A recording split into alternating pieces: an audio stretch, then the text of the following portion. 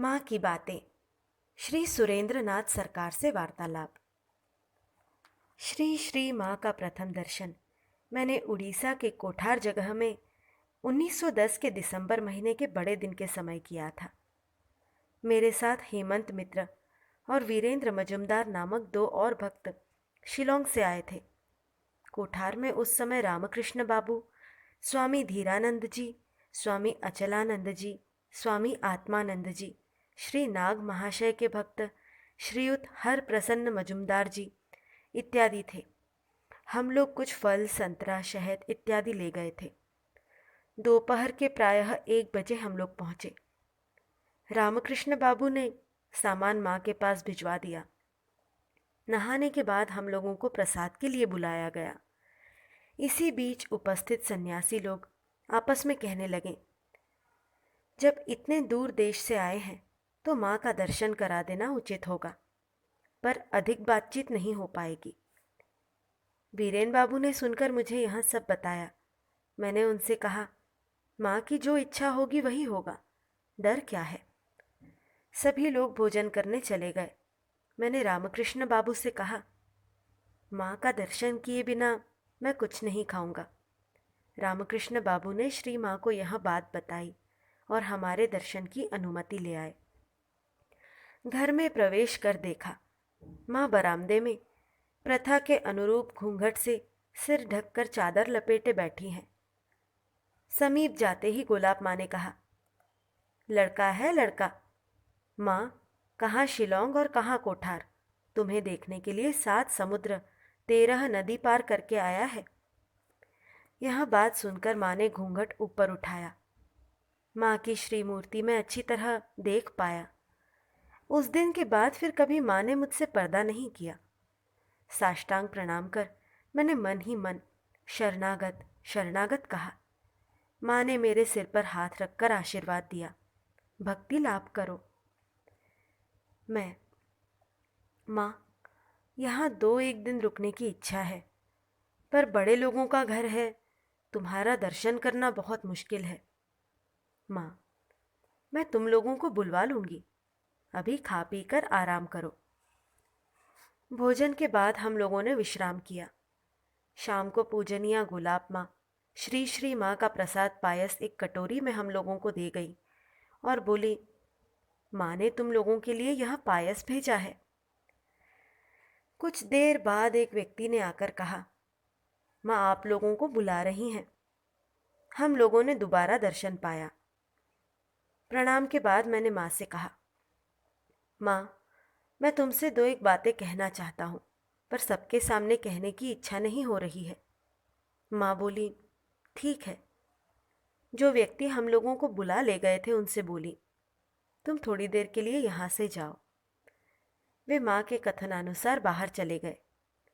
मैंने इसके पहले स्वप्न में श्री ठाकुर और श्री माँ का दर्शन किया था। वे सारी बातें माँ को बताईं। माँ यह सारी बात सुनकर बोली, ठीक ही देखा है। दूसरे दोनों भक्तों के संबंध में माँ ने पूछा, इनकी क्या इच्छा है। मैंने कहा, माँ, ये तुम्हारे पास दीक्षा के लिए आए हैं, अब जैसी तुम्हारी इच्छा। माँ, अच्छा, कल सवेरे नहाकर आना। मैं, माँ, ठाकुर ने तुम्हारे पाद पद्मों की पूजा की थी। हम लोगों की भी इच्छा है कि तुम्हारे श्री चरणों में पुष्पांजलि देकर पूजा करें। माँ, ठीक है, वैसा ही होगा। मैं, फूल कहाँ मिलेगा। माँ, ये लोग उसका प्रबंध कर देंगे। हम लोग प्रणाम कर कमरे के बाहर आए। श्री माँ ने मुझसे पूछा, इनकी क्या इच्छा है, लेकिन मेरे स्वयं के बारे में उन्होंने कोई बात नहीं उठाई। माँ के पास से जब मैं लौट आया तो मेरे मन में थोड़ी चिंता हुई। सोचा, माँ की जो इच्छा होगी वही होगा, मैं स्वयं कुछ नहीं कहूँगा। अगले दिन हम लोग नहाकर पुष्पांजलि देने के लिए प्रस्तुत हुए। आज्ञा हुई, एक एक कर सब लोग आए। मैं पहले गया। माँ को देखकर लगा कि वे पूजा समाप्त करके बैठी हैं। मेरे प्रवेश करने पर उन्होंने कहा, ठाकुर ने तुम्हें जो दिया है तुम वही करोगे, मैं भी तुम्हें कुछ दे रही हूँ। यह कहकर उन्होंने मुझे महामंत्र दिया। बाद में मैंने उनके श्री चरणों की पूजा की। माँ ने खड़े होकर पूजा ग्रहण की। मैंने कहा, माँ, मैं तो मंत्र तंत्र कुछ भी नहीं जानता। माँ ने कहा, ऐसे ही दो ना। मैंने जय माँ कहकर श्री चरणों में पुष्पांजलि दी। एक धतूरे का फूल था। माँ ने कहा, उसे मत देना, वह शिव पूजा में लगता है। मैं माँ के लिए वस्त्र ले गया था।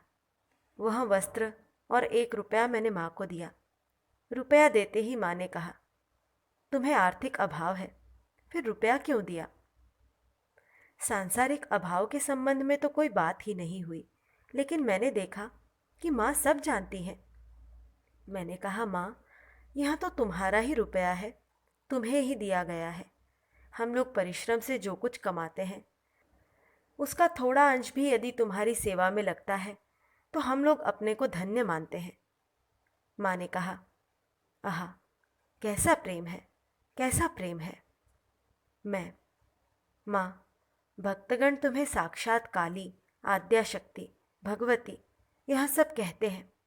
गीता में है, असित, देवल, व्यास इत्यादि मुनि लोग श्री कृष्ण को साक्षात नारायण कहते थे। स्वयं उन्होंने भी अर्जुन से यह बात कही थी।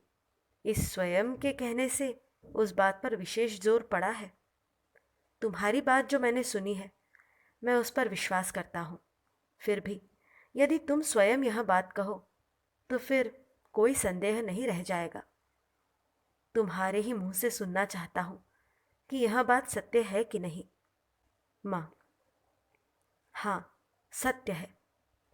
इसके बाद भविष्य में किसी दिन भी मैंने माँ के स्वरूप के संबंध में कोई प्रश्न नहीं किया।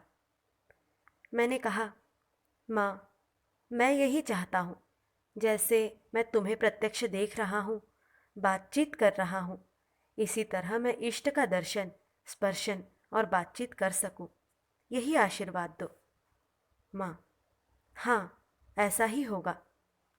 उसके अगले दिन विदा लेते समय मैंने जब श्री श्री माँ को प्रणाम कर सिर उठाया तो माँ की अत्यंत प्रसन्न मूर्ति और हंसी से पूर्ण मुख देखा। गुलाब माँ ने मुझसे कहा, पूरी धाम का दर्शन करते जाओ ना।